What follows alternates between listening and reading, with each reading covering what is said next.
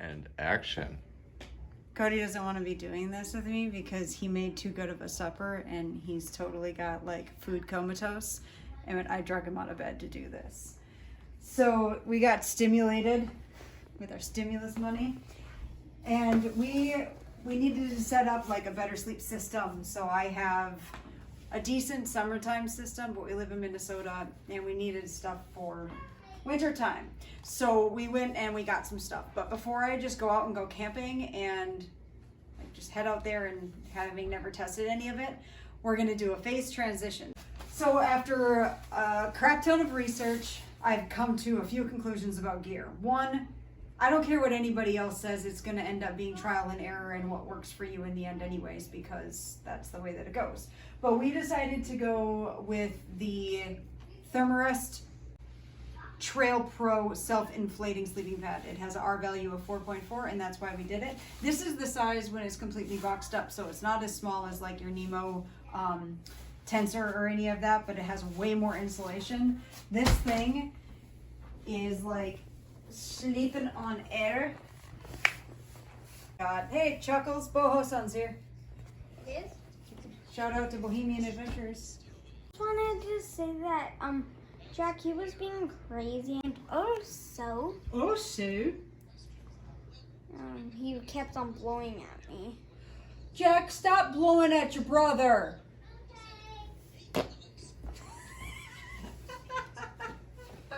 Anyways,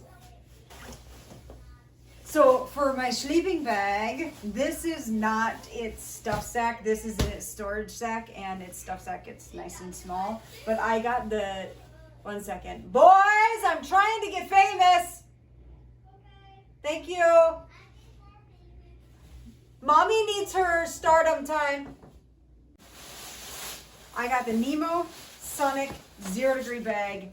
I am so freaking stoked about this. I'm testing this inside the house first because new pad, new sleeping bag. I'm gonna come across some stuff that I'm inevitably gonna like and not like, and I would rather test it in the comfort of my living room and then gradually get it outside versus just like, I bought a bunch of shit, now I'm gonna hit the trail and make a lot of videos and get famous and make a lot of money.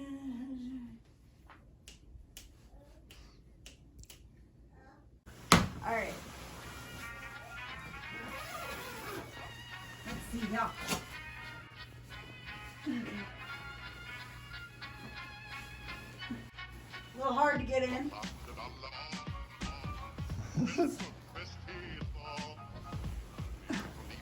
Much like a caterpillar. You look like a caterpillar.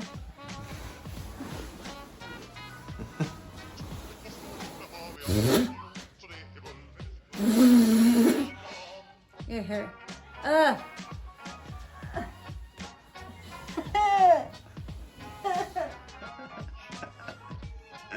This is my wife. Okay. See, this is why you want to test your product.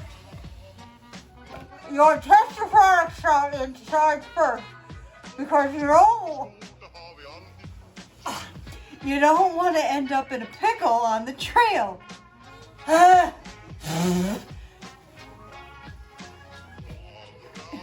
I'm feeling a bit panicky. Okay. Okay.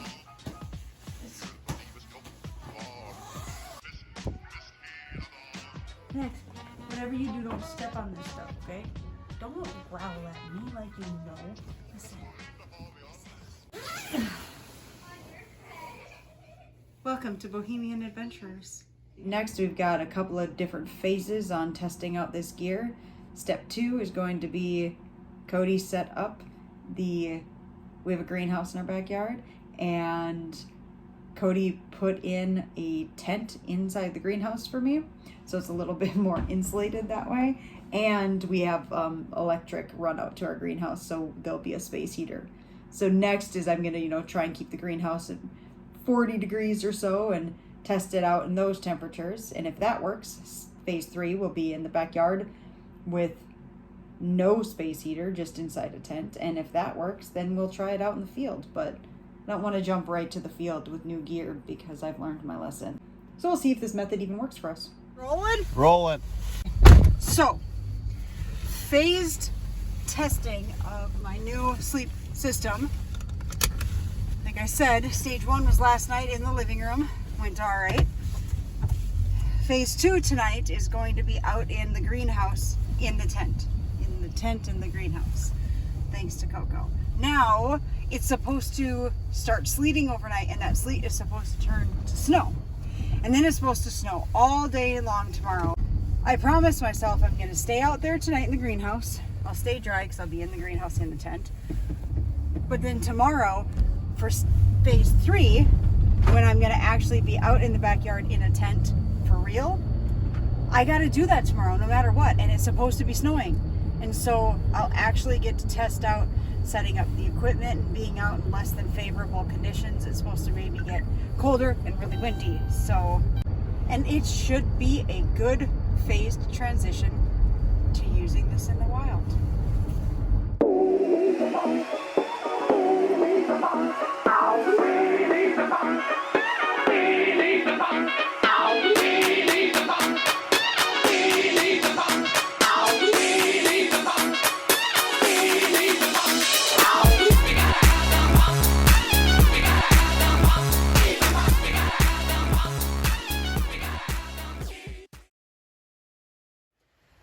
About 4:30 and it started sleeting, so the weather has begun,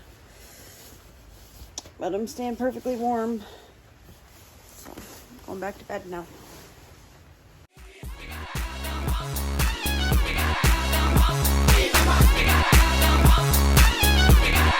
Yeah, baby.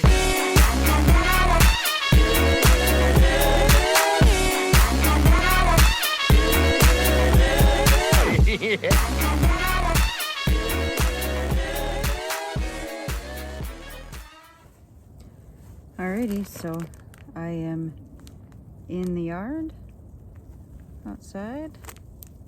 I'm going to put a hand warmer inside my bag just to kind of count at my toes. My feet are notoriously freezing. So here's to hoping I have a warm night. Let you know how it goes.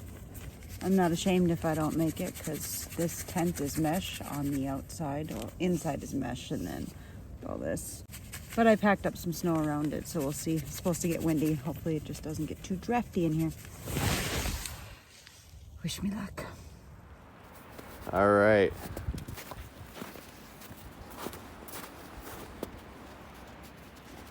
Made it through.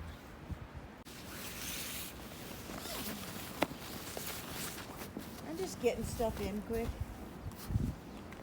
Yeah, so the first half of the night, or until 4:30 when I went pee, I slept with that ThermaRest, or that Sea to Summit thing inside that makes you 15 degrees warmer. Mm-hmm. And then I was like, I was too hot, so I took it out, but then it was too cold.